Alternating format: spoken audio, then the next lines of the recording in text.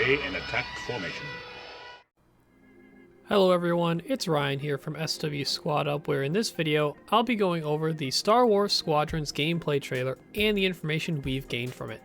Even though this gameplay trailer has been out for about a month now, I want to make sure all my viewers are on the same page of what we know so far from the gameplay trailer. Let's first go over what the trailer has shown from the perspective of where all players will be in the game, the cockpit, the look of it, the view from inside it, and the controls you have in front of you and how these controls will be interacted with. First off, it seems they've absolutely nailed the authentic look to help immerse players once they jump into their cockpits later this year, which is an even bigger deal considering this game can be played fully in VR. All of the cockpits for every ship look amazing that we've seen so far. The only one which we haven't seen is the U-Wing. The views from inside each cockpit vary and have their own tactical advantages and disadvantages, from the full horizon view of the A-Wing with no view below it, to the large iconic TIE front view window allowing sight a bit below but limited view of its port and starboard. The instruments within the cockpit are well detailed and visible for the players, each one designed to display and tell the player the information they need during their battles. We see the detailed breakdown of the TIE LN fighter's cockpit where it shows what each section pertains to. Sensors, components, laser charge, ship status indicator, speed indicator or throttle, power management, and combat display. Looking at the other cockpits throughout the trailer, we can infer, based on similar designs and information given, where all these parts are located, especially with the TIE SA bomber and the TIE IN interceptor. Then the TIE RP Reaper being the only Imperial without the iconic ball cockpit. The T-65B X-Wing. BTL A4 Y-Wing. And RZ-1 A-Wing.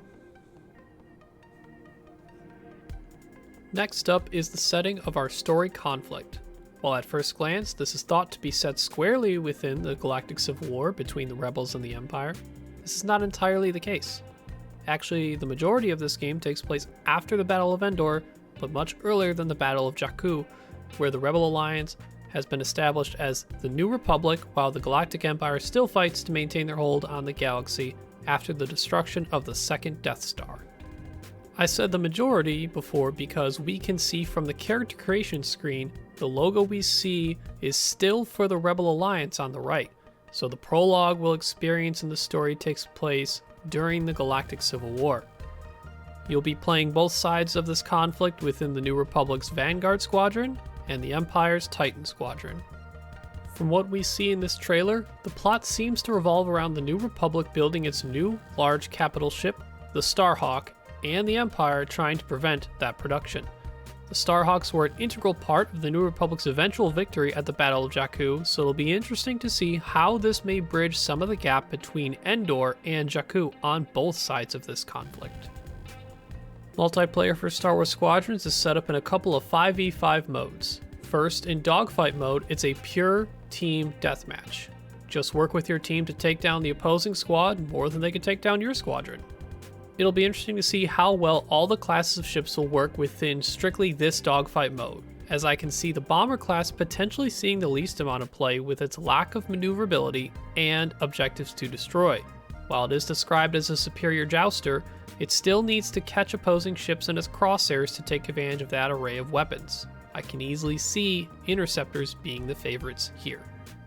The other mode is fleet battles, which are multi-stage conflicts where the ultimate goal is to destroy the opposing squadron's flagship.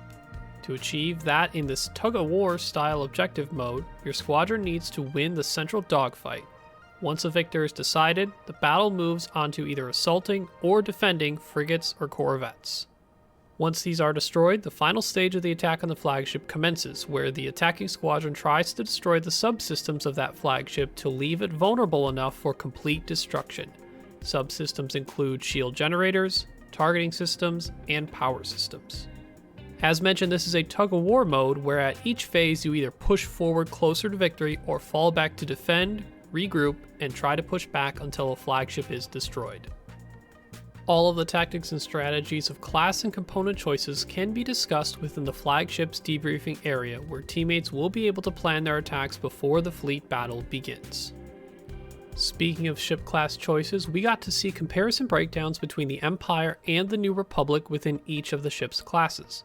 First, we see the well-rounded fighter class with the TIE Fighter and X-Wing, with the TIE Fighter having the edge in speed and a very small amount of firepower advantage, while the X-Wing, as we know, does have shields. Next, we see the Interceptors with the TIE Interceptor and the A-Wing, where once again we see the dynamic of the TIEs without shields having superior speed and a tiny edge in firepower, while the A-Wing with shields has the edge in toughness. Interceptors, to no surprise, showing the fastest speed of all the classes. The newest ships on the block being the Support class, with the TIE Reaper and the U-Wing. TIE Reaper again showing that Imperial speed, but not as large of a difference this time in comparison. Both firepower and toughness look even, firepower being the lowest of all classes within these support ships. Finally, Bombers bringing the highest firepower and highest toughness of all the classes with the TIE Bomber and Y-Wing. Continuing the trend, the TIE Bomber is a bit faster than the Y-Wing and a slight edge in firepower, while that workhorse Y-Wing with superior toughness with its shields. In terms of customization in Star Wars Squadrons, it's separated into two sections and currencies, one of which is purely for cosmetics for both within the cockpit, which includes bobbleheads, hologram images, and keychains so far, the exterior paint job on your ship, and the pilot yourself, allowing choice of species and outfits.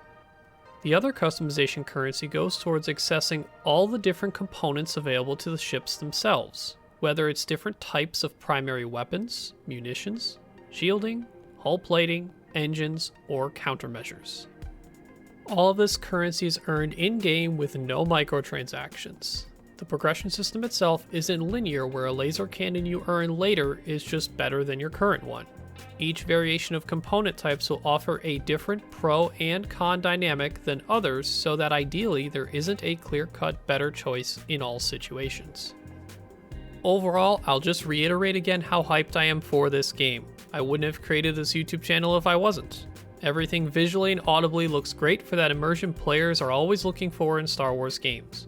The space combat mechanically looks sound, and the interfacing of the cockpit controls adds that level of detail and gameplay players have been looking forward to for years.